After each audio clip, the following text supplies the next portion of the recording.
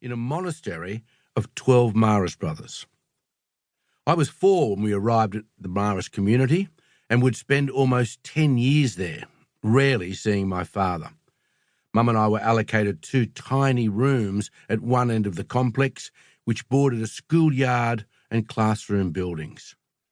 There was barely enough space for a bed in one room and a table and 2 chairs in the other tiny room. I had to sleep with Mum until I was 13, when she could finally afford to buy a second bed, which even doubled as a divan during the day. There was also a minuscule bathroom with just enough room for a toilet and shower. The endless work of cleaning, washing clothes and cooking 36 meals a day eventually took their toll on Mum. In the process of giving me a chance for the future, she had utterly ruined any chance for herself. During the years my parents were together, and in the years before they met, my mother rarely drank alcohol. In one of the only 2 photos I have of Mum and Mick together, she can be seen drinking what looks like water, while the other people at the table were clearly drinking wine and beer. But the long hours at the monastery, combined with desperate loneliness, turned the confirmed teetotaler into a chronic alcoholic. By the time I was 5, Mum was starting her tortuous journey to become an after-hours closet drinker.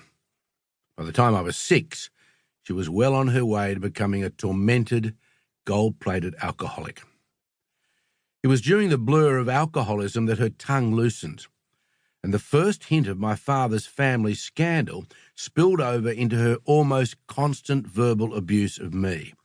I became the target of all her frustrations and resentments over her lost love and her station in life as a housekeeper. "You're only from a family of thieves and murderers anyway," she'd scream at me. But she would often mix it up with pearlers like, "You're just like your father. You'll never amount to anything. You're nothing but a pasty-faced nothing." So being from a family of thieves and murderers had no meaning whatsoever for me. It was just another form of drunken abuse that I became used to hearing.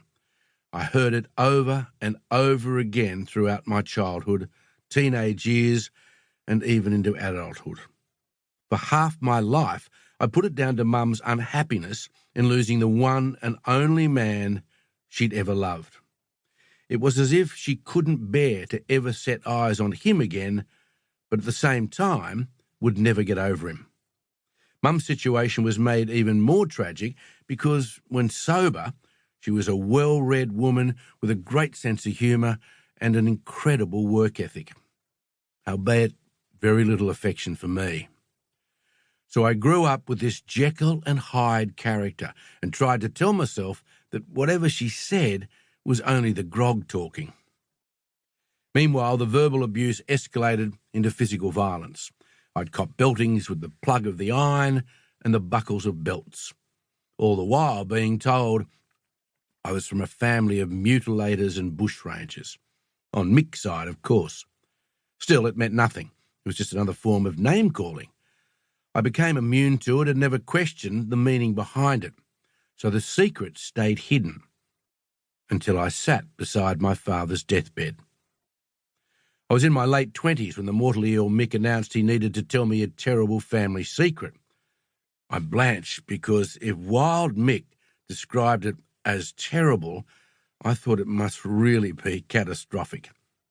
Then I wondered whether my father meant to reveal the existence of children from his numerous extramarital affairs, although my parents only saw each other 3 times after Mum left Mick. They never divorced. My shameless father told his many girlfriends that his wife and son had been killed in a car accident. But Mick went on to say that he felt he was at last able to tell me this secret because he only had one sibling left alive, his older brother, John, who'd spent his entire adult life at racetracks as a professional gambler and couldn't care less about the family secret being revealed. Mick and Jack, as his brother was invariably called, were definitely the black sheep of the family. Their doctrine had always been, don't grass on anyone for any reason.